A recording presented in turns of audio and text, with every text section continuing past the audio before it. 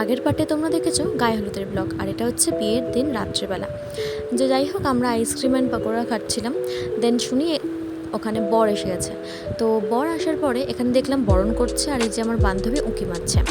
তারপরে ওদের বাড়িতে একটা রিচুয়ালস আছে যে বর এলে ফুল ছুঁড়ে মারতে হয়। তো ফুল ছোড়ার পরে এখানে দেখো শুরু হয়ে গেল বিয়ে। এখানে কোণে বড় না বর বড় সেটাই দেখা হচ্ছে। তারপর বিয়ের যা যা রিচুয়ালস আছে সেগুলো কমপ্লিট করে নেওয়া হলো।